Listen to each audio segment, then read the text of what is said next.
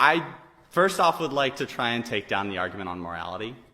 Go ahead. Because it's not actually an argument for the existence of a God. It's the argument for the fact that we should have an idea of an existence of a God.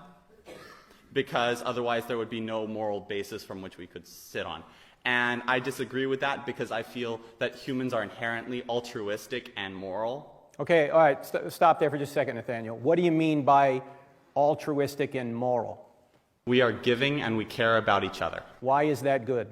Why is that good? Because it helps our species survive. Why is it good to survive? Because then we can propagate and move on as a species and continue to exist. So why is that a good thing? Who said? Why is that a good thing? Yeah.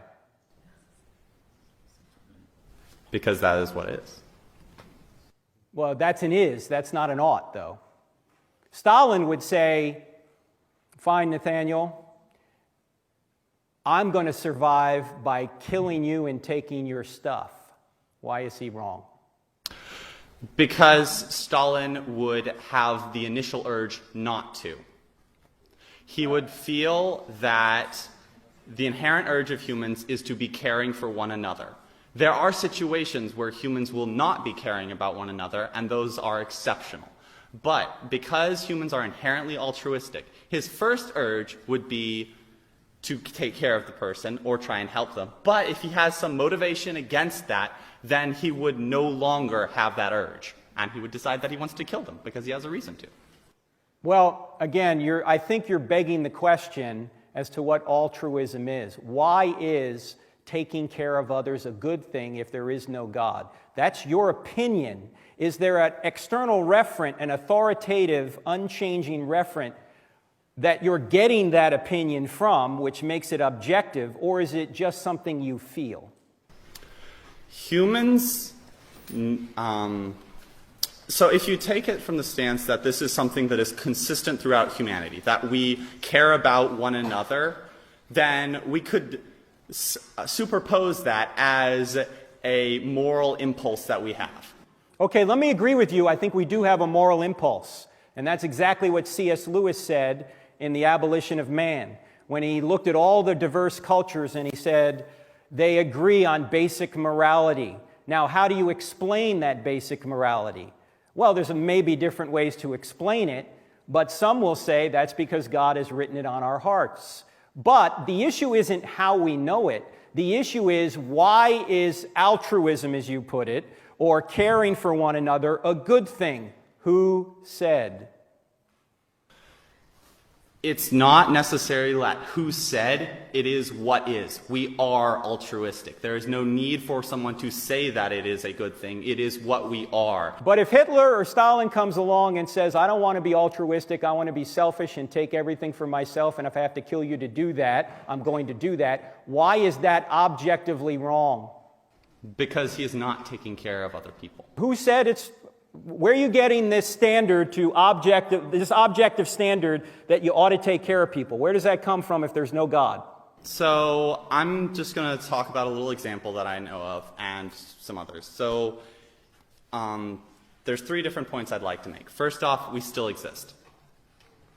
If we did not take care of each other as a social species, we would have very, very limited capabilities of still existing. We need to band together. We need to take care of each other. We need to be friendly to one another. That's presupposing that survival is a good thing. Why is it a good thing? And why us surviving? Why not roaches or antelope or black widow spiders? Why do you need the concept of good there? We're still surviving and we're being nice, kind to each other. We are being caring for one another. Forgive me, Nathaniel, but you're stealing the standard of goodness from God's universe to try and make your worldview work. But if there is no objective, authoritative moral standard beyond us, then atheism doesn't work. You know, I think you're right. There is something to that. The idea of good and evil is in a lot of ways a religious concept.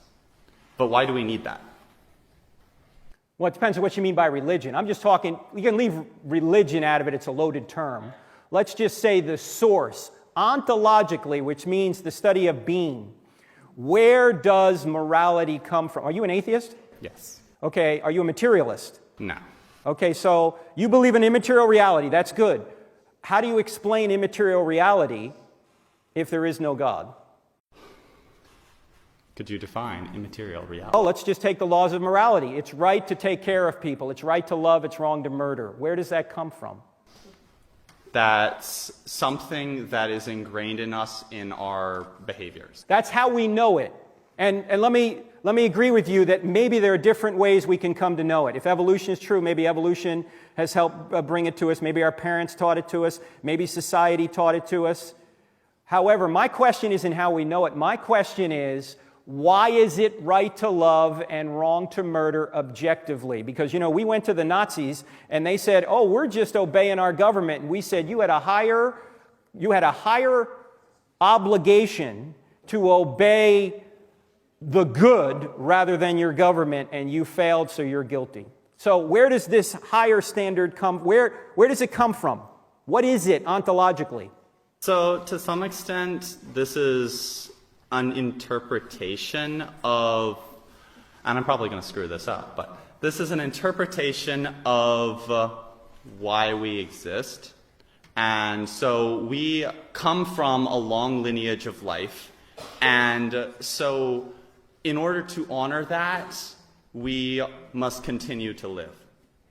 And so to be kind is to honor that life that we have. And life is all that we have. Okay. I agree with what you're saying here, but you're importing terms, moral terms like honor and good, into an atheistic system that has no way to ground those moral terms. That's my point.